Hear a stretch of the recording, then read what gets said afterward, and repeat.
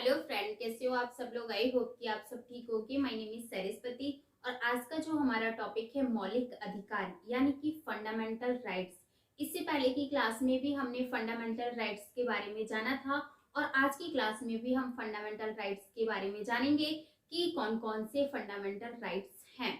और इससे पहले हमने जाना था ओनली कि कौन कौन से फंडामेंटल राइट्स हैं। आज हम फंडामेंटल से रिलेटेड आर्टिकल के बारे में जानेंगे, ठीक है। और इससे पहले की जो क्लासेस हमने की थी प्रस्तावना और सिटीजनशिप की जो क्लासेस थी, वो अगर आपने नहीं देखी हैं तो नीचे डिस्क्रिप्शन में लिंक दिया हुआ है। आप नीचे डिस्क्रिप्शन से और उन क्लासों को देख सकते हैं। तो अब हम अपना टॉपिक स्टार्ट करते हैं, फंडामेंटल राइट्स। तो सबसे पहले हम फंडामेंटल राइट्स की बात करते हैं कि जो हमारे फंडामेंटल राइट्स हैं, जो मौलिक अधिकार हैं, फंडामेंटल राइट्स हैं,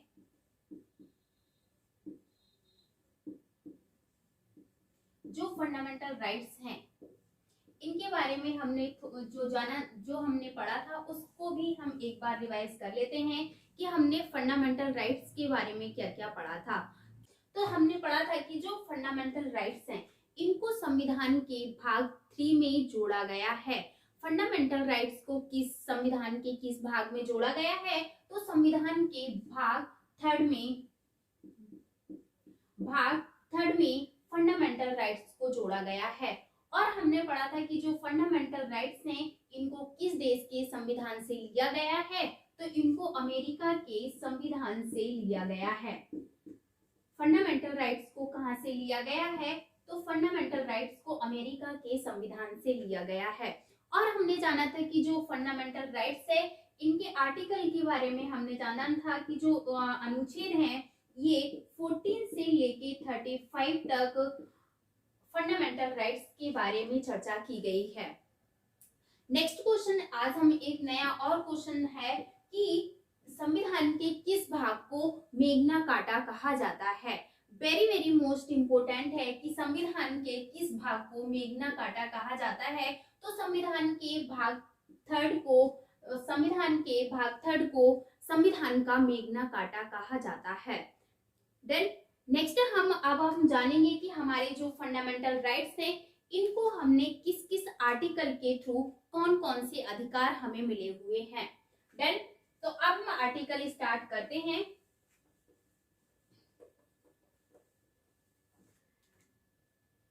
जो हमारा फर्स्ट अधिकार था वह था समानता या समता का अधिकार।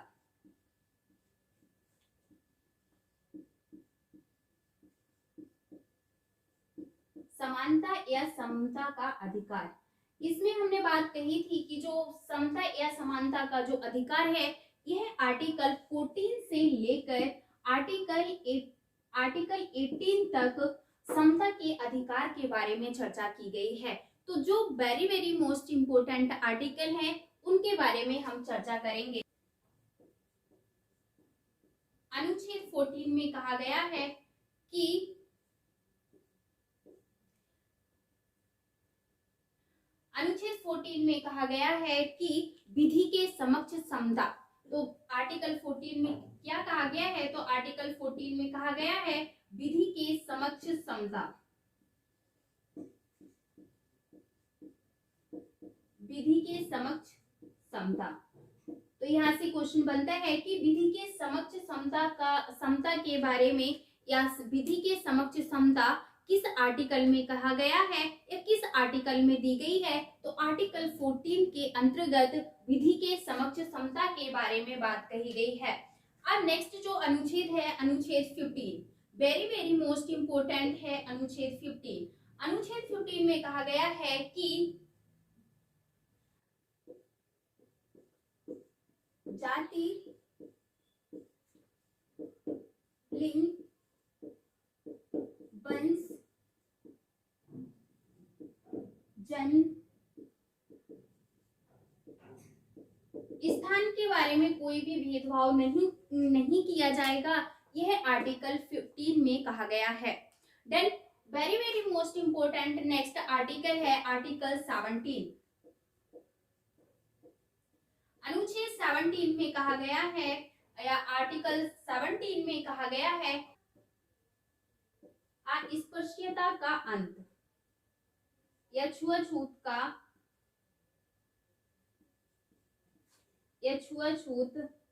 के बारे में आर्टिकल 17 में कहा गया है। तो यहाँ से क्वेश्चन बनता है कि आर्टिकल 17 में किसके बारे में चर्चा की गई है। तो आर्टिकल 17 के बारे में अस्पृश्यता के बारे में चर्चा की गई है और आर्टिकल 15 में जाति, लिंग या जन्म स्थान के आधार पर कोई भी भेदभाव नहीं किया जाएगा, यह आर्टिकल 15 के अंतर्गत कही गई है। और आर्टिकल 14 में विधि के समक्ष समता या समानता के बारे में चर्चा की गई है। और आर्टिकल 18 में कहा गया है कि और अनुच्छेद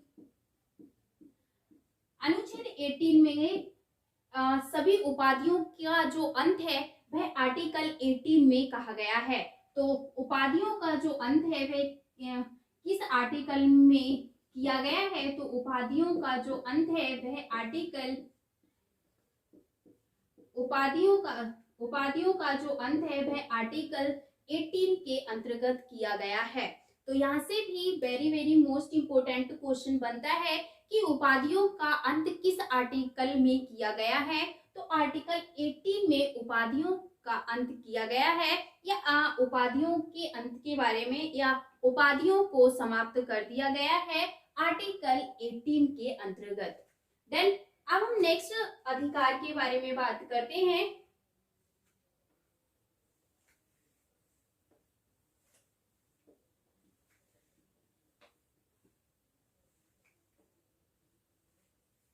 नेक्स्ट जो फंडामेंटल राइट्स था वह था स्वतंत्रता का अधिकार।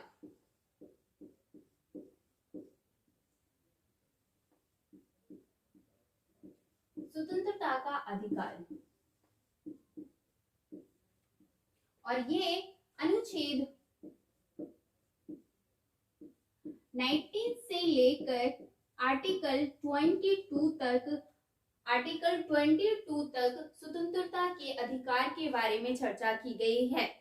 देन अब हम आर्टिकल 19 के बारे में बात करें कि आर्टिकल 19 में क्या कहा गया है। तो आर्टिकल 19 में कहा गया है कि बोलने की स्वतंत्रता। आर्टिकल 19 में किस स्वतंत्रता के बारे में बात कही गई है। तो हमें आर्टिकल 19 के तहत हमें बोलने की स्वतंत्रता मिली हुई है। बोलने की स्वतंत्रता मिली हुई है। अब आर्टिकल अगर बोलने की स्वतंत्रता मिली हुई है, नेक्स्ट जो आर्टिकल है आर्टिकल 21 की बात करें कि आर्टिकल 21 में किस प्रकार की स्वतंत्रता मिली हुई है। तो आर्टिकल 21 में हमें शिक्षा प्राप्त करने का अधिकार मिला हुआ है। शिक्षा प्राप्त करने की स्वतंत्रता मिली हुई है। तो यहाँ से क्वेश्चन बनता है कि जो स्वतंत्रता का अधिकार है यह कितने आर्टिकल में इसका विवरण किया गया है। तो आर्टिकल 19 से लेकर आर्टिकल 22 तक स्वतंत्रता के अधिकार के बारे में चर्चा की गई है। और आर्टिकल 19 में क्या कहा गया है। तो आर्टिकल 19 में हमें बोलने की स्वतंत्रता मिली हुई है। और आर्टिकल 21 में क्या कहा गया है। तो आर्टिकल 21 में हमें या आर्टिकल 21 के अंतर्गत हमें शिक्षा प्राप्त करने का अधिकार मिला हुआ है। देन अब हम नेक्स्ट स्वतंत्रता के बारे में बात करते हैं।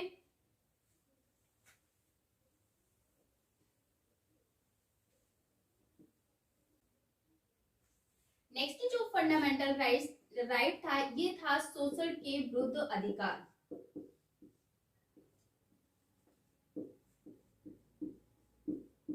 शोषण के विरुद्ध अधिकार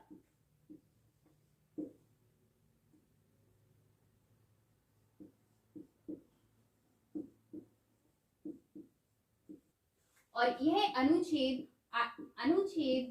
23 से लेकर 24 तक चर्चा की गई है। तो शोषण के विरुद्ध जो अधिकार है यह किस आर्टिकल में विवरण किया गया है। तो आर्टिकल 23 से लेकर आर्टिकल 24 तक शोषण के विरुद्ध अधिकार के बारे में चर्चा की गई है। अब हम अगर आर्टिकल 23 की बात करें कि आर्टिकल या अनुच्छेद 23 में क्या कहा गया है, तो आर्टिकल 23 में कहा गया है कि आर्टिकल 23 किससे संबंधित है, तो आर्टिकल 23 बंधुआ मजदूरी से संबंधित है। आर्टिकल 23 किससे संबंधित है, तो आर्टिकल 23 बंधुआ मजदूरी से संबंधित है। देन नेक्स्ट जो आर्टिकल है, आर्टिकल 24 में कहा गया है आर्टिकल 24 किससे संबंधित है, तो ये बाल श्रम से संबंधित है। बाल श्रम से आर्टिकल 24 संबंधित है। और यहाँ से very very most important question बनता है कि बंधुआ मजदूरी का जो विवरण है यह किस आर्टिकल में किया गया है, तो आर्टिकल 23 में बंधुआ मजदूरी का विवरण किया गया है। देन नेक्स्ट जो article very very most important है, कई बार एग्जाम्स में क्वेश्चन बना है कि बाल श्रम से संबंधित कौन सा आर्टिकल है, तो बाल श्रम से संबंधित जो आर्टिकल है वह 24 है। और किसके अंतर्गत बाल श्रम आता है, तो शोषण के विरुद्ध बाल श्रम आता है। देन अब हम नेक्स्ट फंडामेंटल राइट्स की बात करेंगे। नेक्स्ट आर्टिकल हमने पढ़ा था कि धार्मिक स्वतंत्रता। नेक्स्ट आर्टिकल हमने पढ़ा था धार्मिक स्वतंत्रता।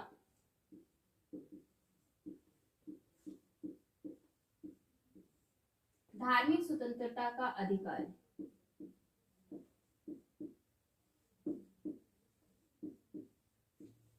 और ये अनुच्छेद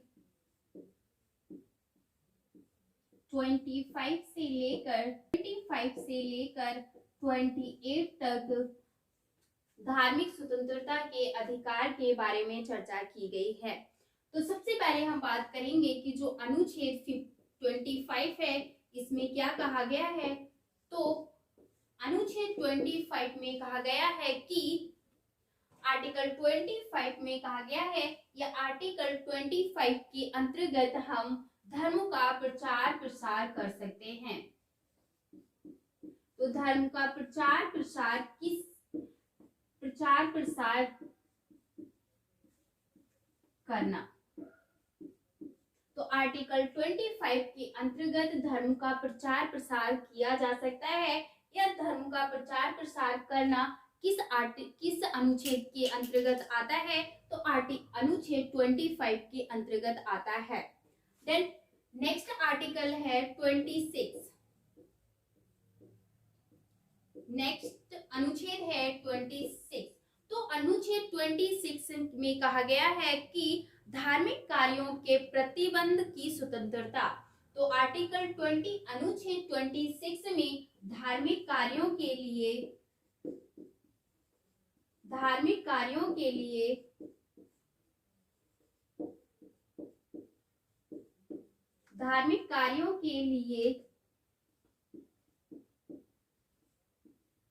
प्रबंधन की स्वतंत्रता।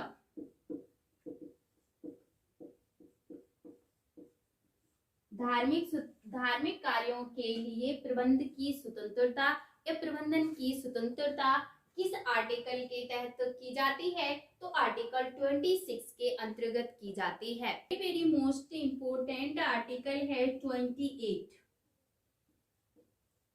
अनुच्छेद 28 वेरी वेरी मोस्ट इंपोर्टेंट है। आर्टिकल 28 में कहा गया है कि जो सरकारी स्कूल हैं इनमें धार्मिक शिक्षा पर प्रतिबंधित है या धार्मिक शिक्षा प्रतिबंधित है। देन तो आर्टिकल 28 में कहा गया है कि सरकारी स्कूलों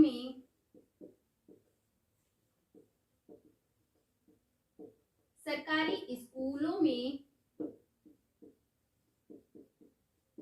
धार्मिक शिक्षा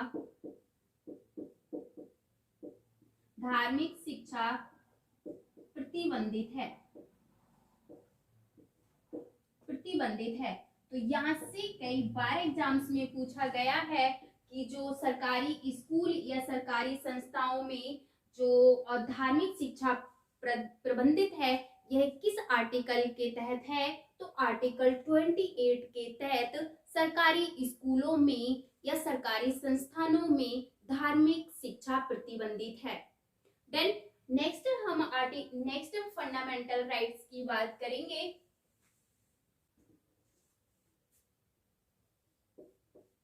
नेक्स्ट फंडामेंटल राइट्स है संस्कृति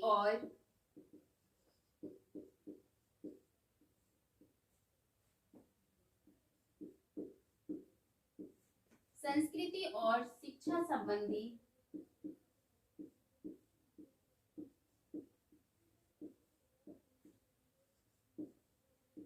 संबंधी स्वतंत्रता।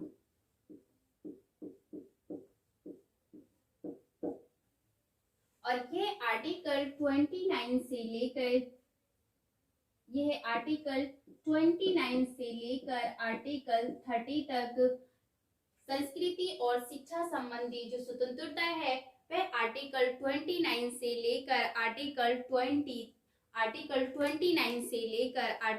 30 तक चर्चा की गई है। नेक्स्ट क्वेश्चन के बारे में या नेक्स्ट फंडामेंटल राइट्स के बारे में बात करते हैं। नेक्स्ट जो फंडामेंटल राइट्स था वह था संपत्ति का अधिकार। तो जो संपत्ति का अधिकार था इसको अब हमारा ये मौलिक अधिकार नहीं है, इसको अब कानूनी अधिकार बना दिया गया है। और किस संविधान संशोधन के तहत संपत्ति के अधिकार को कानूनी अधिकार बनाया गया है, तो संविधान संशोधन 44वें संविधान संशोधन के तहत इसे कानूनी अधिकार 300A के अंतर्गत बना दिया गया है। देन अब हम बात करेंगे जो फंडामेंटल राइट्स है 6। तो ये जो फंडामेंटल राइट्स है ये है संवैधानिक उपचारों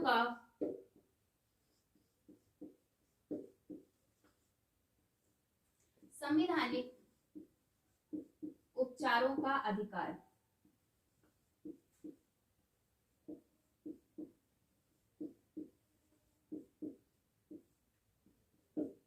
यह आर्टिकल 32 में दिया गया है। तो ये वेरी मोस्ट इम्पोर्टेंट है। इससे शायद ही कोई एग्जाम से जाता होगा जो इससे रिलेटेड क्वेश्चन नहीं बनता होगा।